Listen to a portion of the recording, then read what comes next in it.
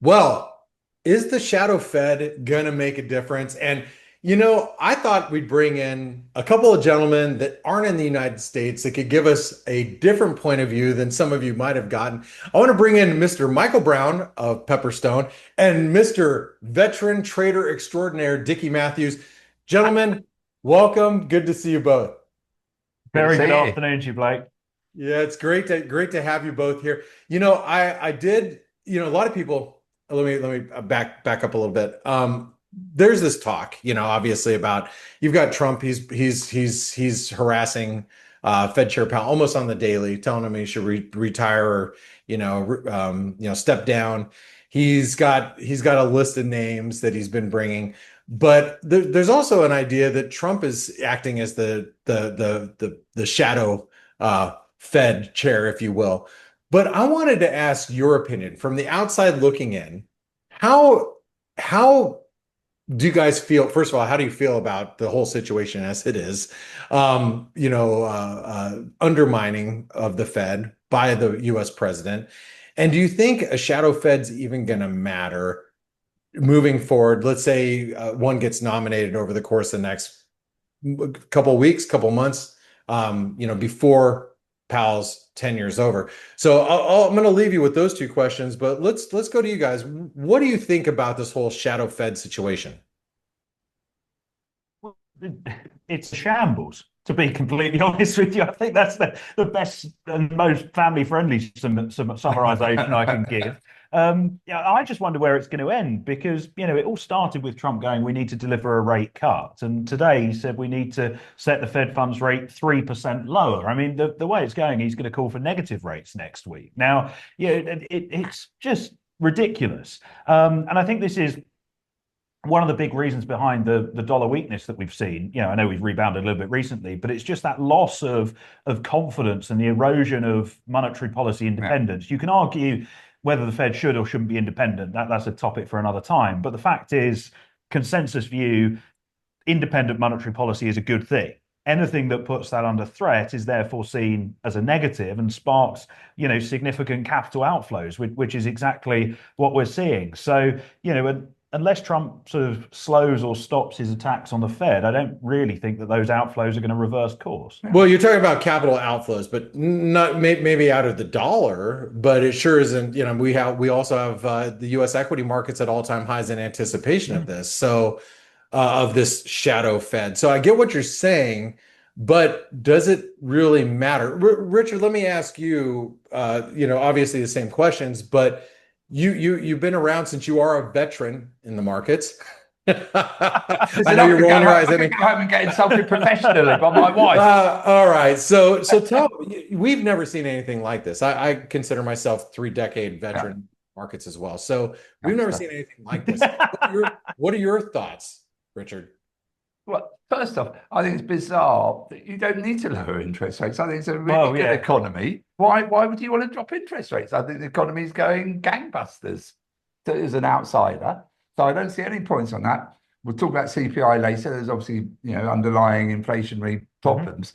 So I can't, it's not like Trump is talking any logical sense there whatsoever. And I think as an outsider, people who go, oh, he's off again. He's just talking absolute nonsense.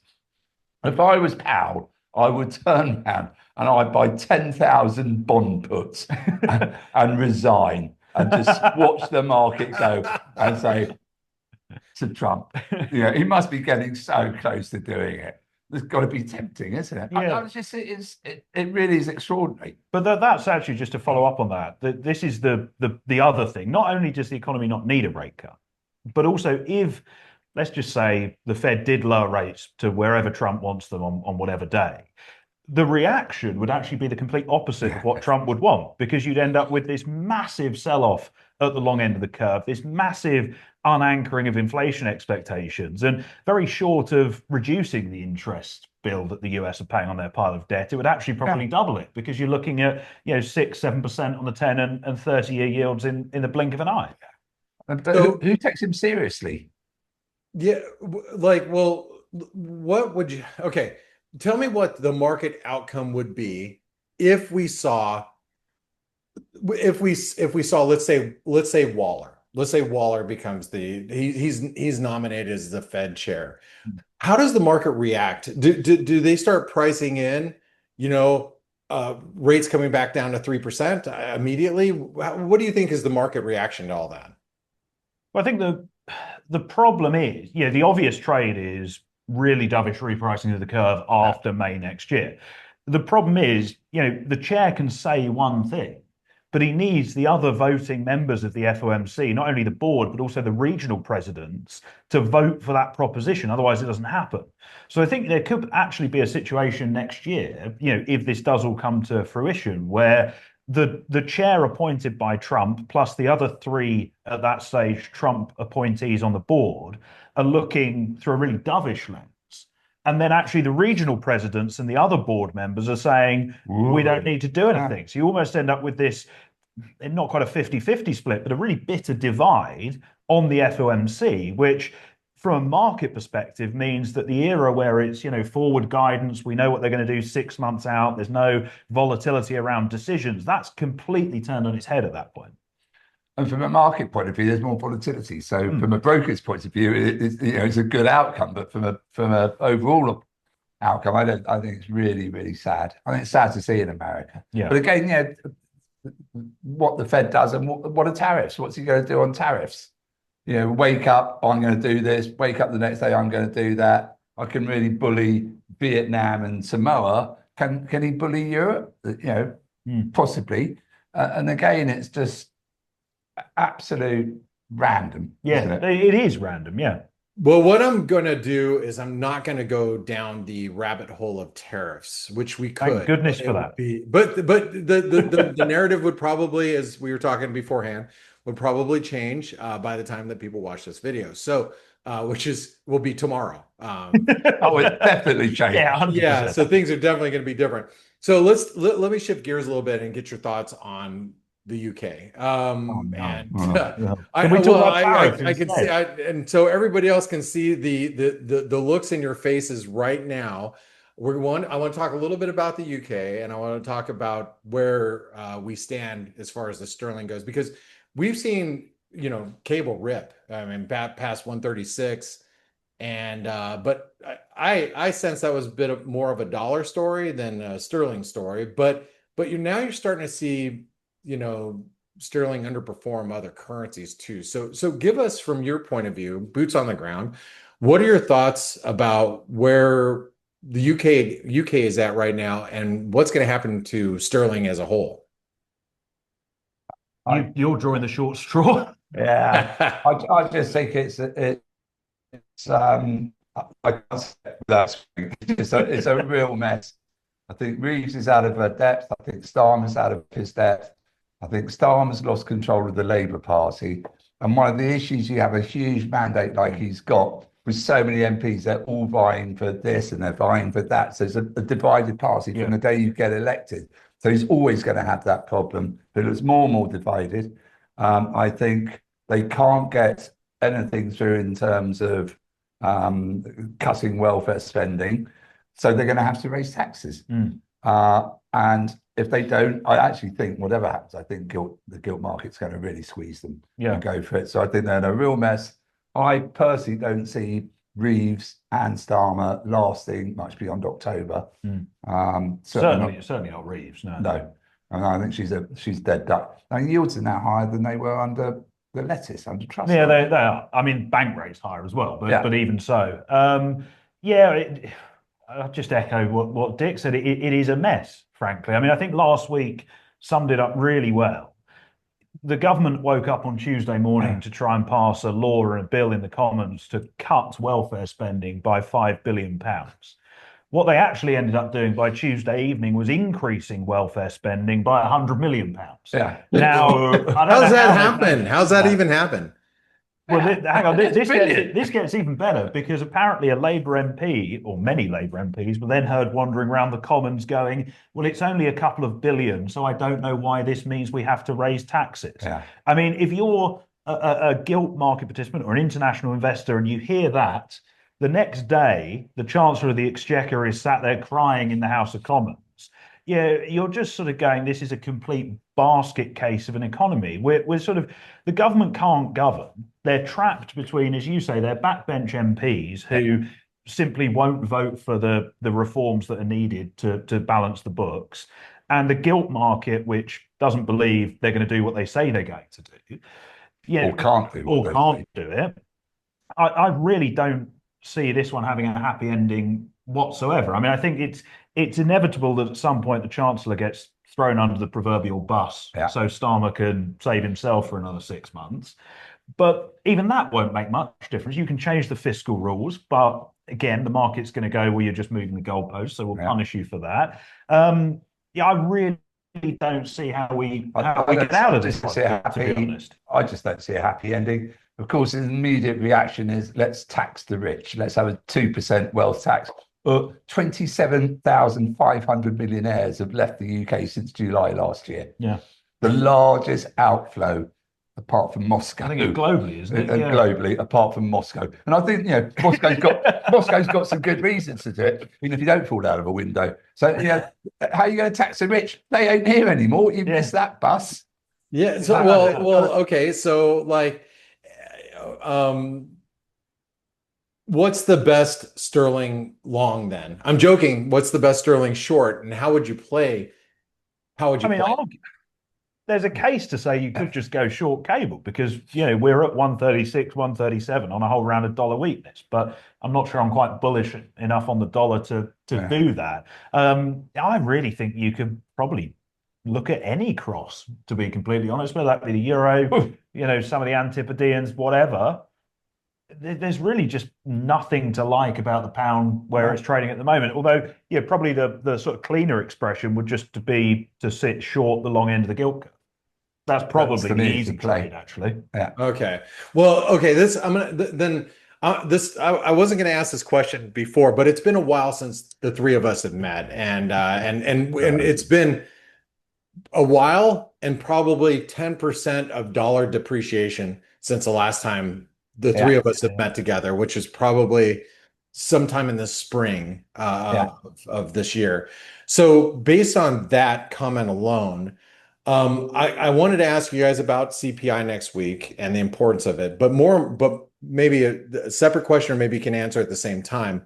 How do you guys feel about the dollar where it's currently at? I mean, the euro's, trading at 117, sterling's at 130, or cable's at 136.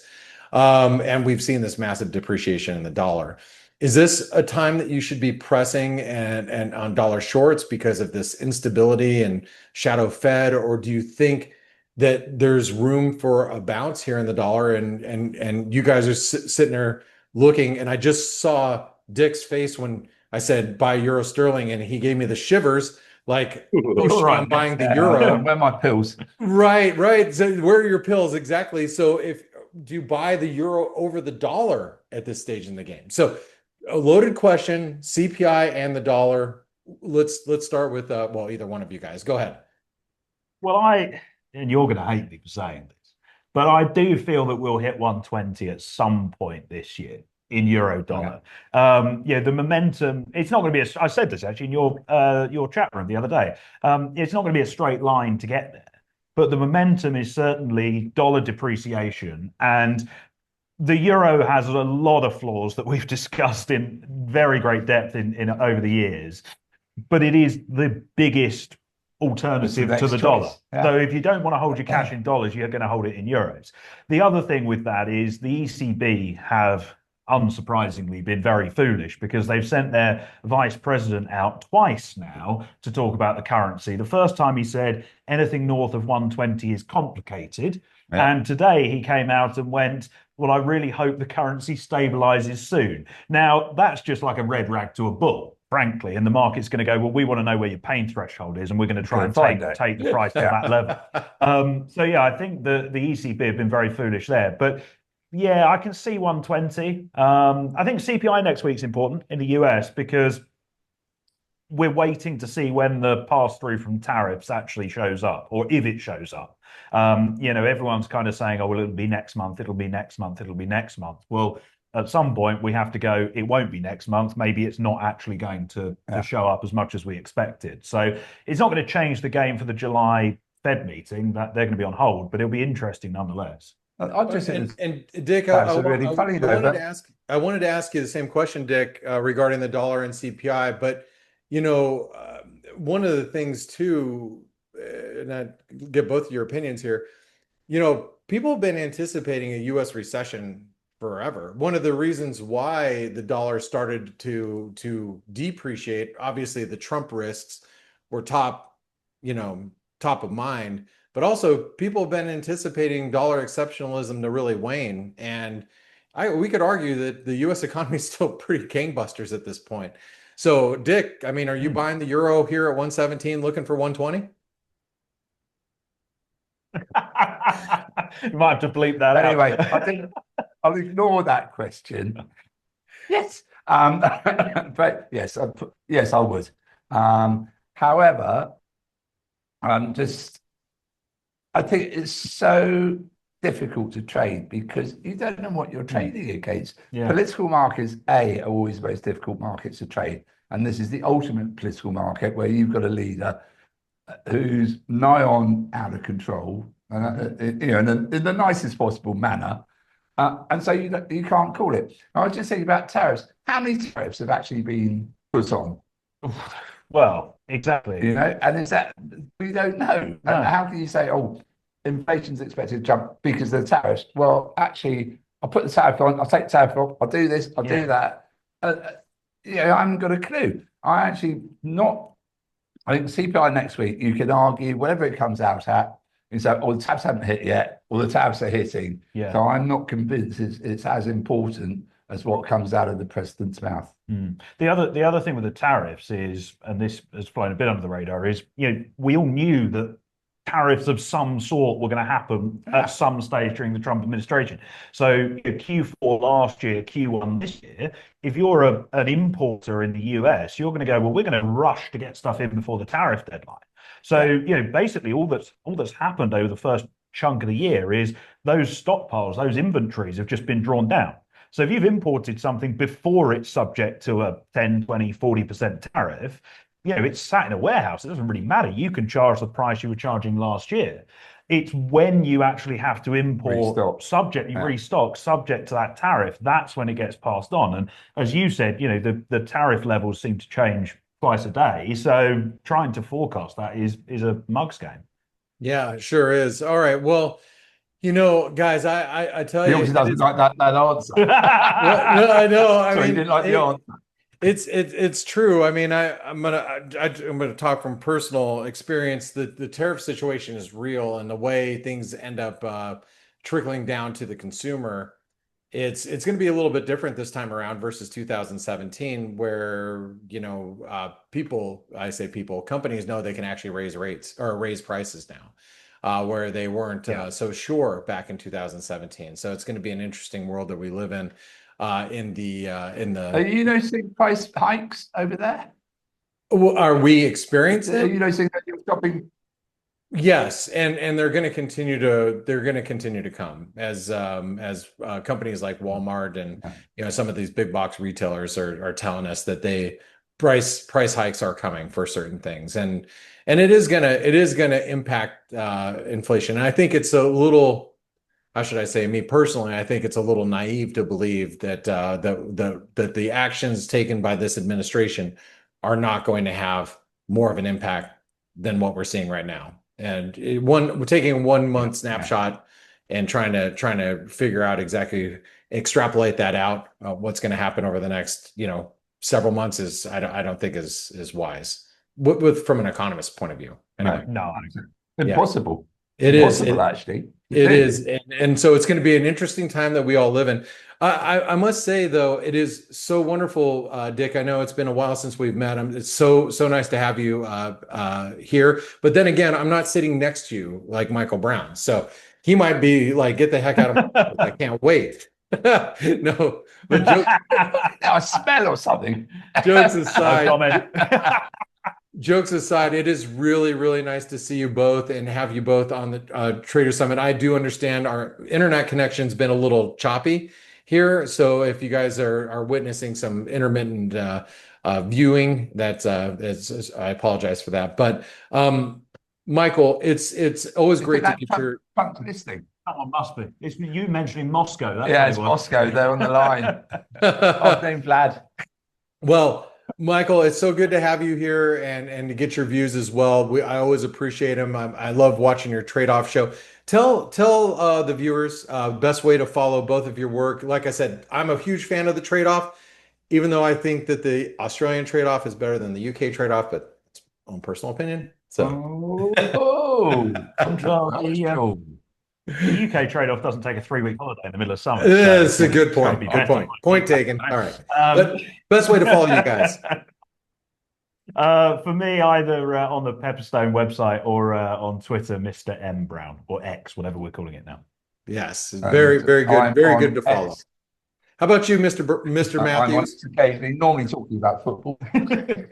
And at Dickie Matthews with a 5 instead of the S. All right. Well, gentlemen, it has been wonderful to see you both, and I want to thank you for spending your time with the Trader Summit community. Good luck with your sterling, and good luck buying the euro at 120, Richard. Cheers, Blake. Always good to see you. Cheers. Good to see you guys. Thank you very much. Hey traders, Blake Morrow here. Thanks for stopping by our YouTube channel. Don't forget to like, share, and subscribe to our channel. Also click the bell notifications so you do not miss any of our market-related trading analysis from some of the leading industry experts. Thanks for stopping by. We'll see you in the next video.